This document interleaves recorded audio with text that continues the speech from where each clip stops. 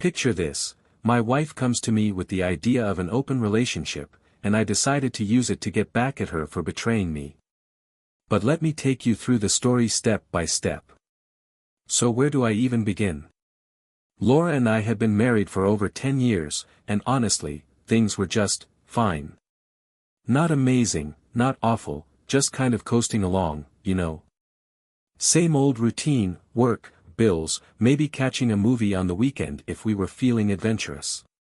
But apparently, fine wasn't cutting it for Laura. To her, fine was just another way of saying boring.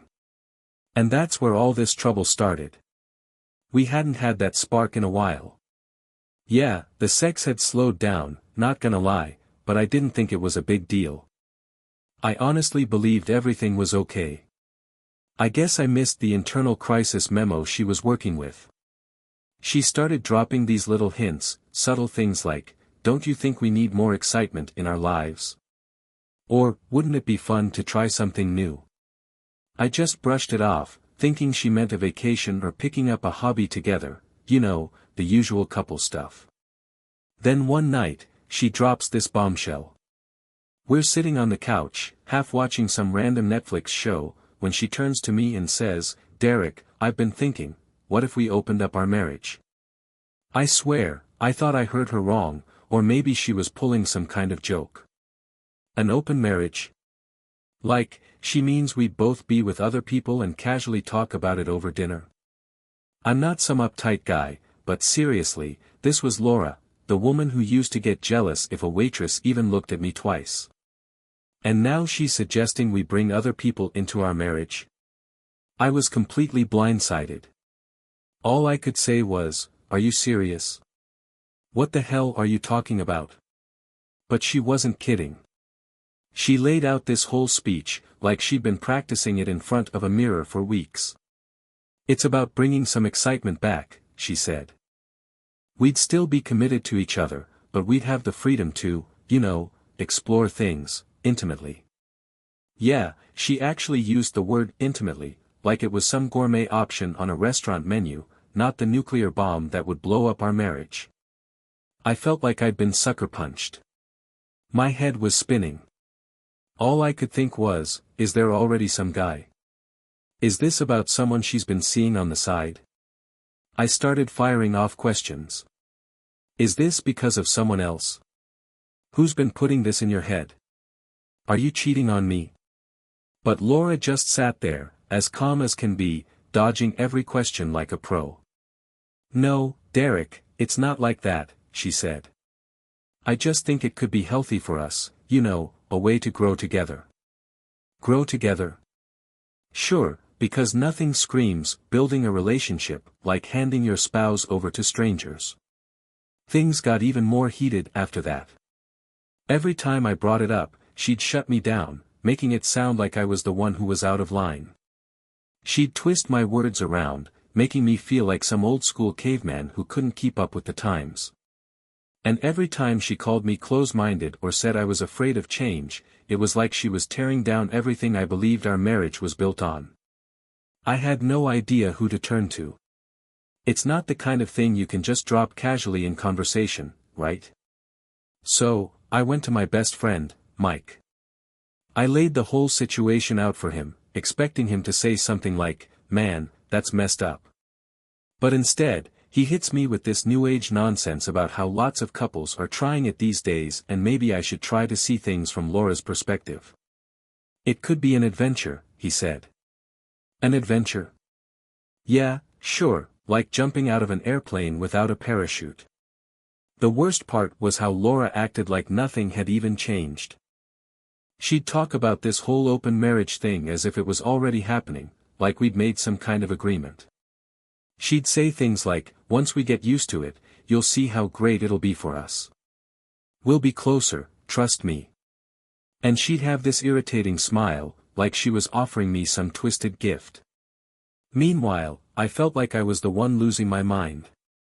To make it worse, she started becoming more distant, totally wrapped up in herself. She'd spend hours picking out outfits before heading to work, clothes she hadn't bothered with in years. She'd come home late, saying she had to work overtime or went out for drinks with coworkers.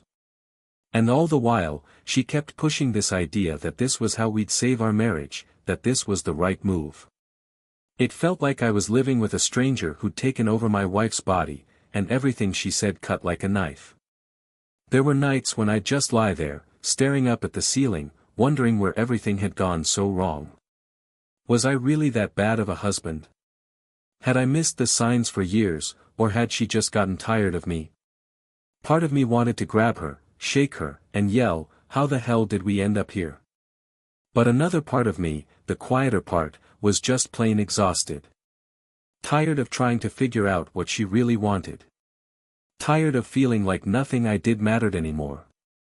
And the worst part?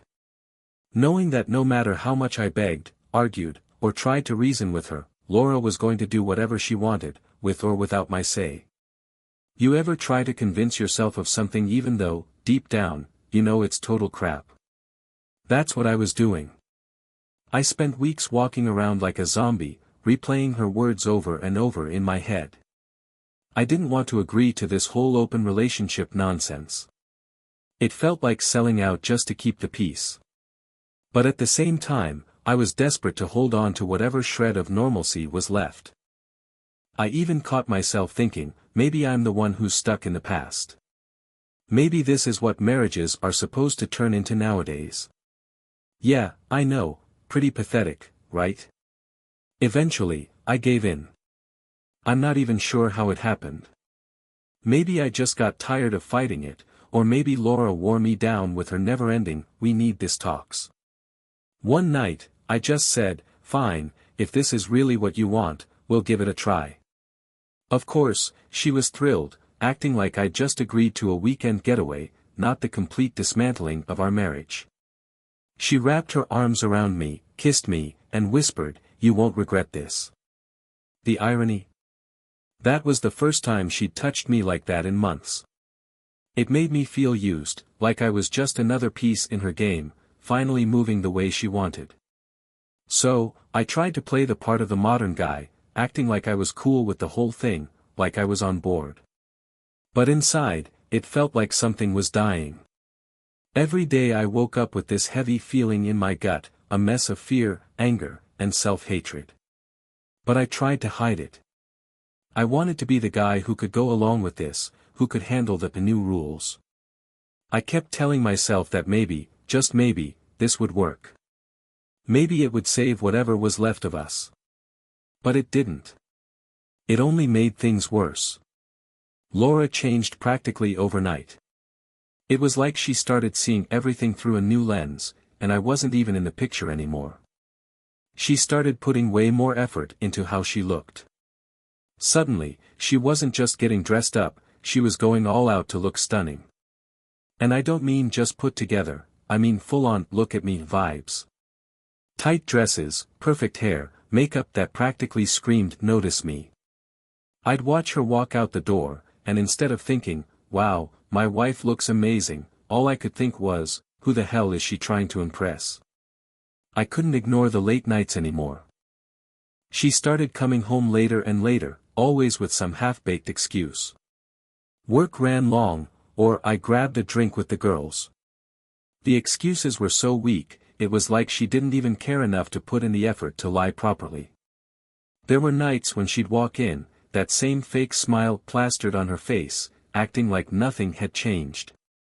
She'd ask me about my day like we were still that same happy couple from years ago. I could barely stand to look at her. It wasn't long before the suspicion settled in for good.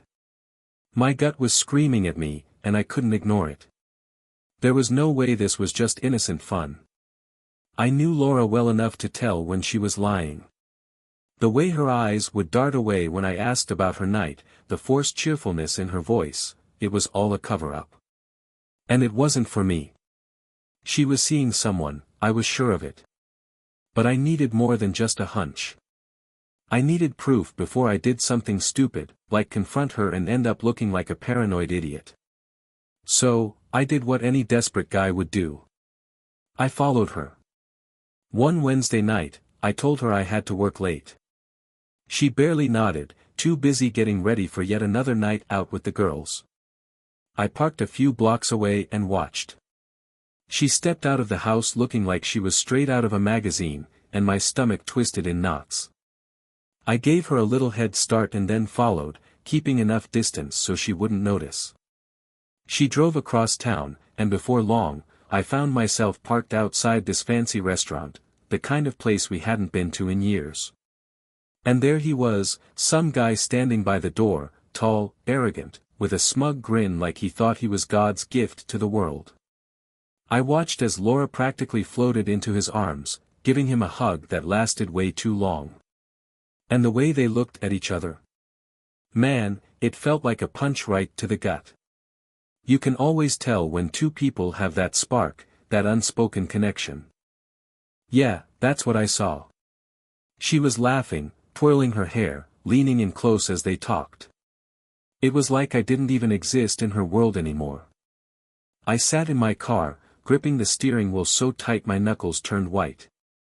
Part of me wanted to charge in there, flip over the table, drag her out, and make a scene for the whole place to see.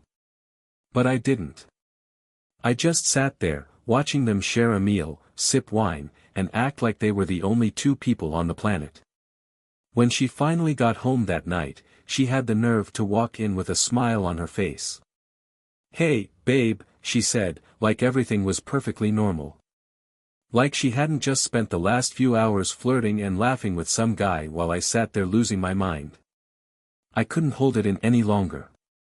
I wasn't going to play it cool or pretend I was okay with this crap. "Where the hell were you?" I snapped, my voice dripping with anger. She gave me that practiced look of fake surprise, like I'd just asked the dumbest question in the world. "I told you, Derek, I was out with the girls." "Bullshit. I lost it. You were with some guy. I saw you."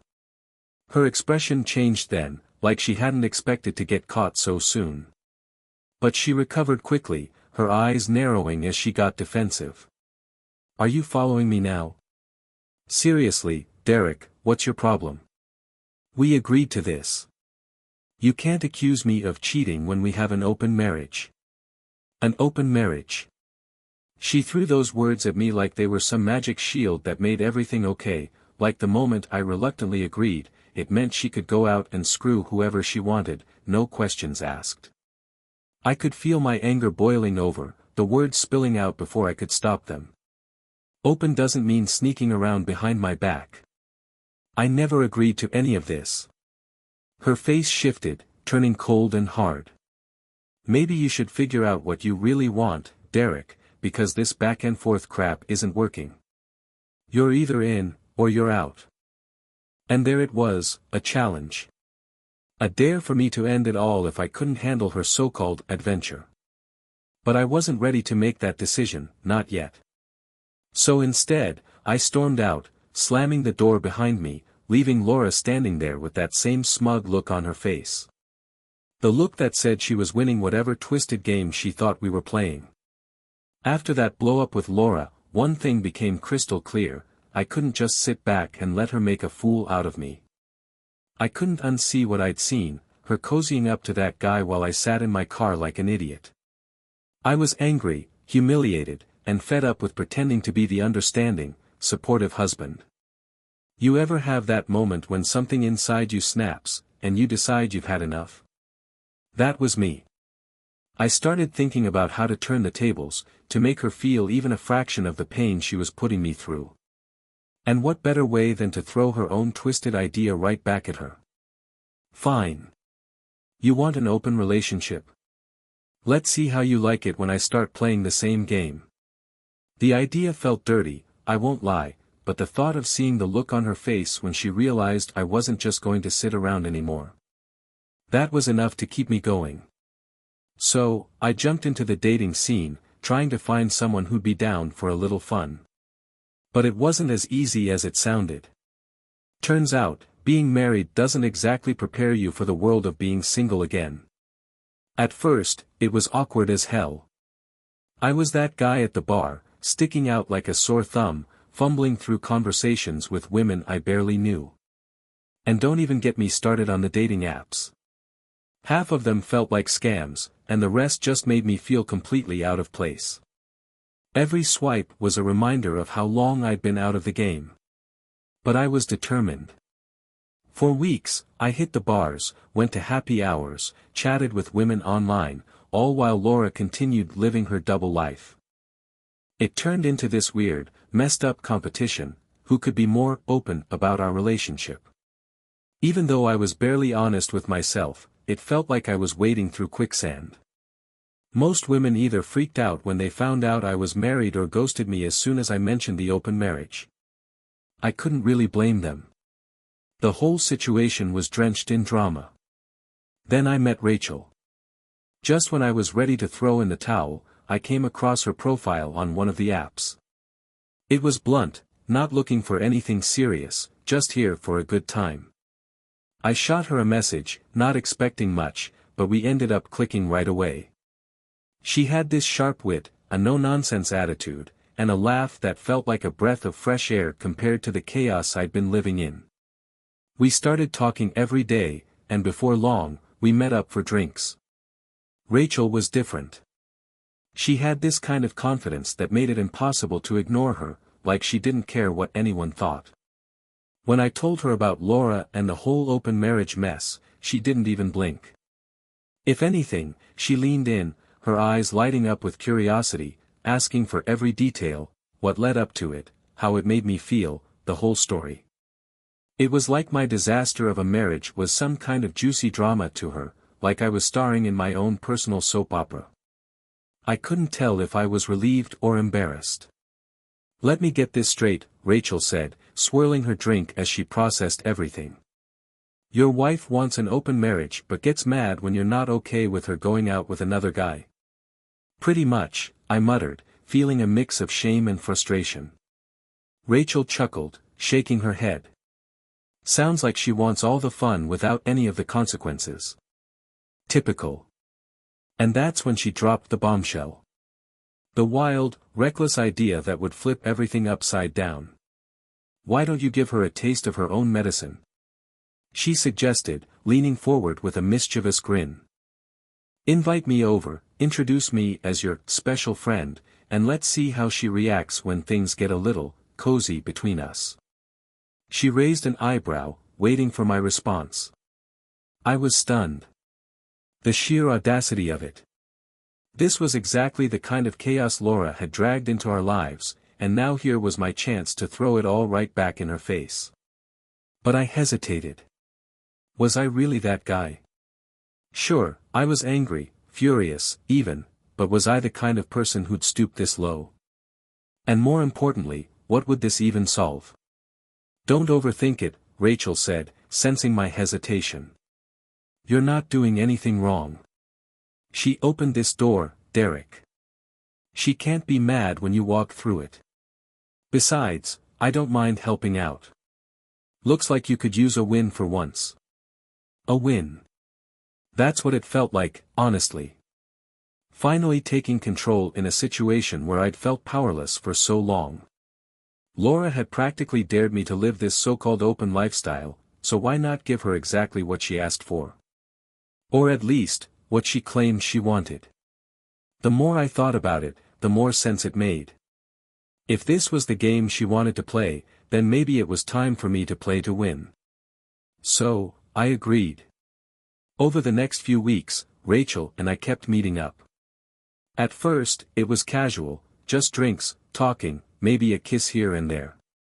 But as we spent more time together, the line between revenge and something real started to blur. It felt good, liberating even, like I was finally reclaiming some of my dignity. And Rachel? She was all in, completely down for the ride. She'd tease me about how things would go down, making jokes about the look on Laura's face when she walked in and saw us together. The plan was simple. I'd invite Rachel over for a small gathering, just a few friends, nothing out of the ordinary. Then, when the moment was right, I'd make my move. I'd put my arm around Rachel, kiss her in front of Laura, and watch the fireworks go off. It was all set to be this big moment, a dramatic confrontation where I'd finally expose Laura's hypocrisy for everyone to see. But as the day got closer, I started to second-guess myself. Was this really who I was? Was I seriously going to go through with it? Sure, Laura deserved to be called out, but was I really going to make a public spectacle of our marriage crumbling? Every time I thought about it, I'd go back and forth between feeling like some kind of avenger and a complete scumbag. Yet, I couldn't deny the thrill. The idea of finally taking back some control, of standing up for myself, showing Laura I wasn't just going to sit there and take her crap, it was intoxicating. The day of the party came, and I was a wreck. Laura didn't suspect a thing. She left the house that morning as if everything was fine, while I stayed behind to get things ready. Rachel showed up early, looking incredible, of course, and ready to play her part. I could see the excitement in her eyes, the anticipation. And it was contagious. For the first time in what felt like forever, I felt like I was the one in control, like I finally had a say in how this whole mess was going to end. When Laura finally walked through the door, I was ready. Ready to watch her perfect little world come crashing down. Ready to make her face the consequences of this so-called freedom she was enjoying. And Rachel? She was more than ready, right there beside me, playing her role flawlessly. But the second Laura stepped inside, I realized something. No amount of preparation could have really gotten me ready for what was about to happen.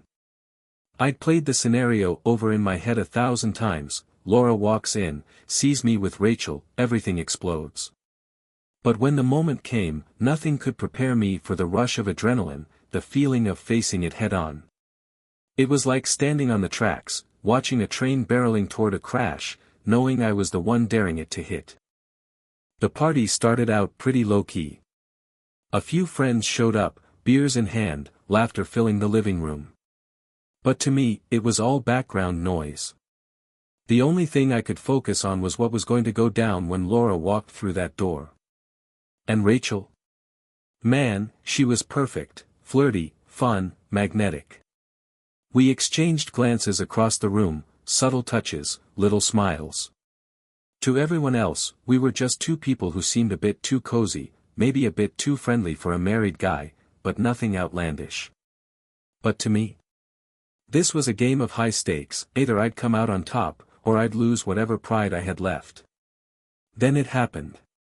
I heard the sound of keys jingling at the front door, and it felt like time slowed down. Laura walked in, looking like she always did after work, confident, a little worn out, but completely unaware of what was waiting for her. For a second, she looked surprised, like she'd forgotten I was even having people over. Then she saw Rachel. She didn't explode right away, which threw me off. Laura's smart, she doesn't just charge into things without testing the waters first. So instead of storming over, she plastered on this tight smile and started making her rounds, greeting everyone like everything was totally fine. I had to admit, it was impressive, the way she kept her cool. Almost. But I knew better. I could see the way her eyes flicked over to Rachel, cold and calculating, trying to size her up and figure out who she was and why she was hanging all over her husband. It was like watching a volcano simmering, and I couldn't resist poking it just a little harder. When Laura finally made her way over to us, she gave me this sugary, fake smile and said, "So, aren't you going to introduce me to your friend?" The tension in the air was thick. You could feel it, like static, as she glared at Rachel, trying to piece it all together. "Oh, this is Rachel," I said, doing my best to keep my voice casual, like this was completely normal. "She's, my date for the evening." I dropped that word like a live grenade, knowing exactly how Laura would take it. And it hit her hard. For a moment, her face went pale, like she couldn't quite process what she'd just heard.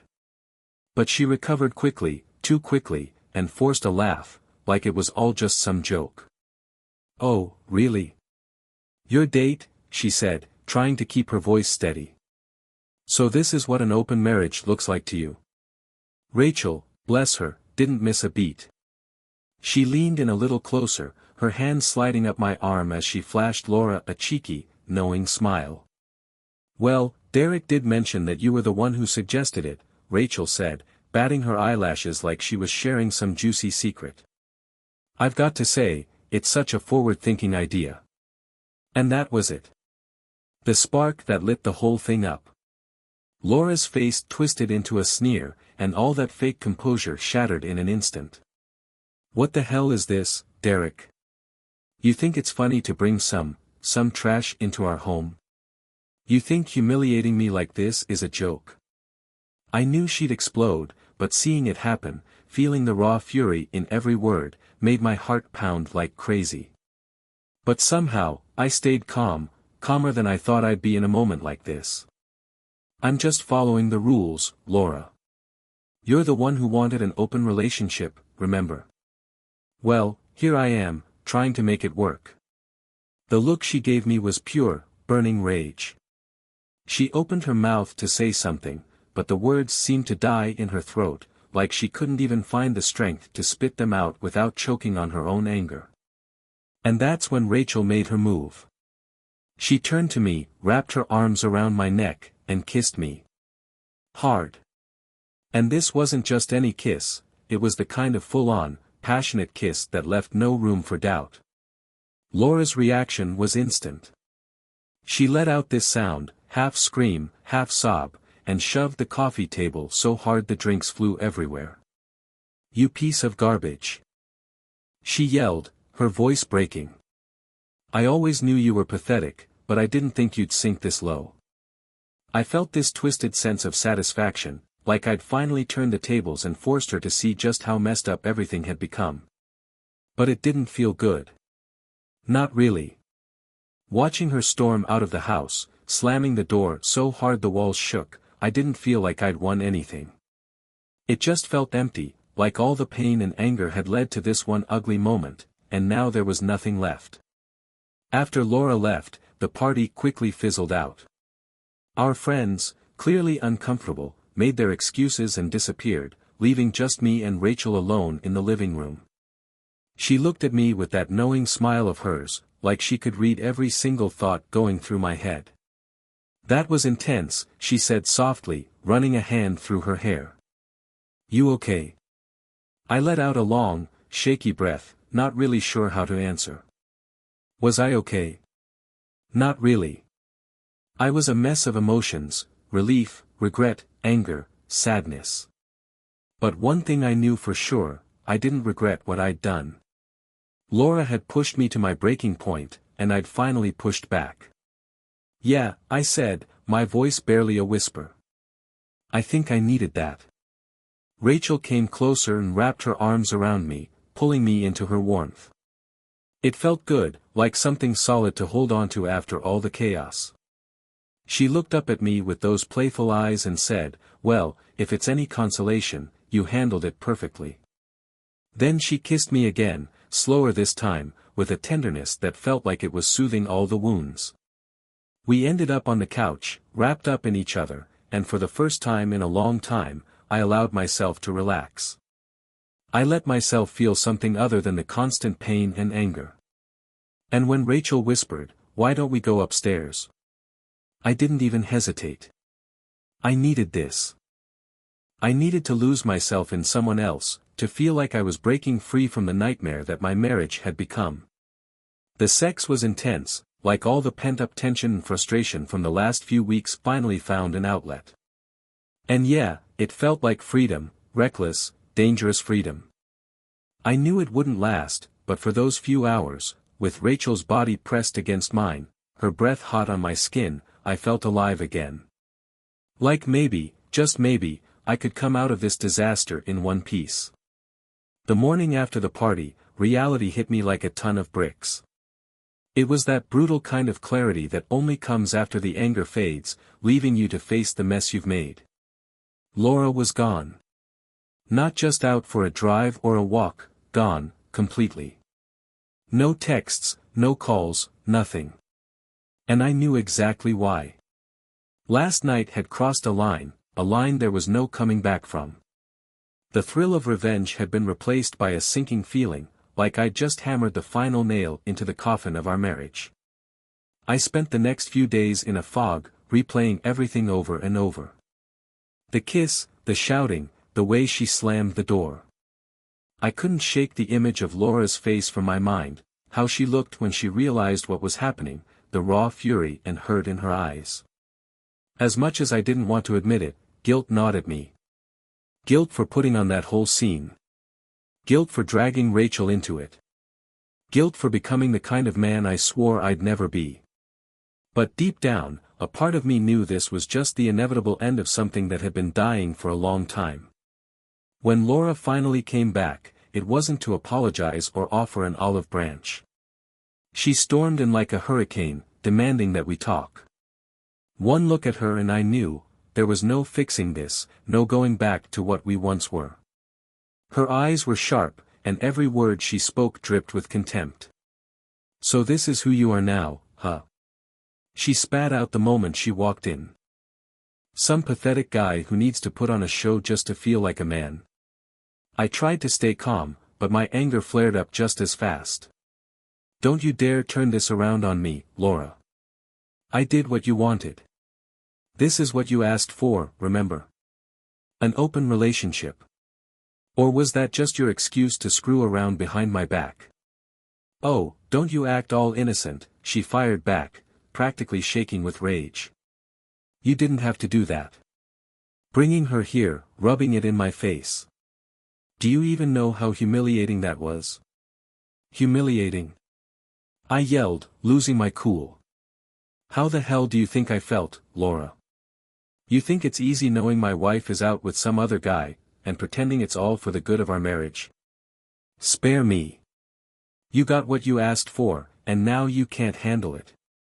It was like we were speaking two different languages, and every word just poured gasoline on the fire. We shouted over each other, neither of us listening, just hurling insults, cutting each other down with every chance we got. She accused me of being insecure, of ruining what could have been some beautiful new chapter for us. I threw her lies back in her face, calling her out for turning our marriage into a twisted experiment. Every ounce of anger, every bit of resentment we'd both been holding on to, it all came pouring out, louder and uglier than I ever thought possible. By the end, we were both out of breath, standing there like two fighters after the final round, neither willing to back down. And then, there was silence. That crushing realization that there was nothing left to say. "Maybe we should just end it," I said, finally, the words bitter on my tongue. "Maybe we're better off without each other." Laura didn't flinch. She just nodded, her jaw clenched. "Fine. Let's get a divorce." And that was it. Years of marriage, a decade of memories, reduced to one angry, impulsive decision. I could barely process it as she walked out, again. This time, for good. Part of me wanted to chase after her. To fix it. To take back every stupid thing I'd said. But I didn't. I just stood there, feeling like the ground had disappeared beneath me. What followed was a blur of legal mess, lawyers, dividing assets, endless paperwork. We split everything, the house, the savings, all the stuff we'd collected over the years. And if you think that sounds easy or straightforward, you'd be way off. Every meeting felt like reopening a wound. There were days I'd leave the lawyer's office and just drive aimlessly for hours, my mind spinning with what-ifs and regrets. And then there were our friends. Just like I expected, they picked sides. Some stood by me, saying I was right to stand up for myself, that Laura had pushed me too far. Others sided with her, calling me a jerk for how I handled things with Rachel, saying I'd taken things way too far. It was like our entire social circle split in two, and suddenly everyone had an opinion about our marriage, like it was some reality show they could judge from a distance. As for Laura, she went on with her life, far away from mine. Last I heard, she'd moved in with the guy from the restaurant. I guess it wasn't so casual after all. She stopped reaching out, stopped trying to talk things through. It was like she'd finally found what she was looking for, and I was just the old baggage she'd left behind. Part of me felt this strange sense of relief, at least she wasn't pretending anymore. But another part of me, the part that remembered the good times, the part that still loved her despite everything, that part felt like it was dying. Starting over was rough. I moved out of the house, it felt haunted by too many memories, too much pain. I got a small apartment across town, far enough that I wouldn't accidentally run into Laura, but close enough that I couldn't completely forget she existed. I threw myself into work, kept myself busy, tried to move forward. But no matter how much I tried to rebuild something new, the ghost of that old life followed me everywhere. The apartment felt empty, and every weekend seemed to stretch on forever, reminding me of the life we had before it all fell apart. There were nights when I'd scroll through my phone, looking at old photos, vacations, holidays, random moments of happiness. And I'd wonder how the hell we ended up here, how we went from two people who couldn't keep their hands off each other to two people who couldn't even stand to be in the same room. Then I'd shove those thoughts down, trying to focus on anything else, anything to keep from drowning in all that regret. I saw Rachel a few times after that night, but it wasn't the same. The passion, the excitement, it all faded. She had been a great distraction, sure, but she wasn't who I wanted. She wasn't Laura. And she knew it. Eventually, we drifted apart, and I didn't try to stop it. Maybe it was for the best. I needed time to heal, to figure out who I was outside of that marriage, and dragging her through my mess wasn't fair to either of us. So here I am now, trying to pick up the pieces and figure out how to live this new life. This life without Laura. Some days, it feels like freedom, like a weight has finally been lifted off my shoulders. Other days, it feels like I'm walking through a fog, unsure of where I'm headed, unsure if I'll ever really be okay again. But if there's one thing I've come to realize, it's that this isn't the end. The story's not over yet. And maybe, just maybe, there's still something good waiting for me on the other side. Leaving town after the divorce felt like ripping off a band-aid. It hurt, but it was something I needed to do. I moved to a new city, started a fresh job, and for the first time in years, I was focused on living life for myself. The new job wasn't anything special, but it gave me structure, something solid to lean on. I found myself with free time I didn't know how to fill, so I tried everything: hiking, running, going to the gym. It felt like I was rediscovering who I was, without the weight of a toxic marriage dragging me down. Samantha and I met up a few times, but it didn't take long to figure out that whatever we had wasn't built to last. She was great, but I wasn't ready to jump into anything serious. There was still too much baggage, too much healing left to do. So, we parted ways without any drama or hard feelings. The nights were the toughest. I'd lie awake, thinking about Laura, not the Laura I fought with, but the one I married, the one who made me laugh, the one I couldn't imagine living without. But I had to keep reminding myself that those days were gone. She was gone. And we had both made that choice. Eventually, those memories stopped hurting as much. They just became background noise. That's when I realized something. Revenge? It's empty. It feels good in the moment, sure, but afterward, all it does is deepen the wounds. It didn't give me peace or relief. It just passed the anger back and forth, keeping me stuck. When I let go of that, when I stopped waiting for closure or apologies that would never come, I felt lighter. For the first time in a long time, I was free from the lies, the drama, the constant struggle. I'm not going to act like everything's perfect now. There are still days where I feel that sting of regret, that urge to look back. But I know better than to let it drag me down. I'm moving forward, one day at a time, and figuring out what happiness looks like on my own terms. I'm not chasing after anyone or anything. I'm just living, learning to be at peace with who I am.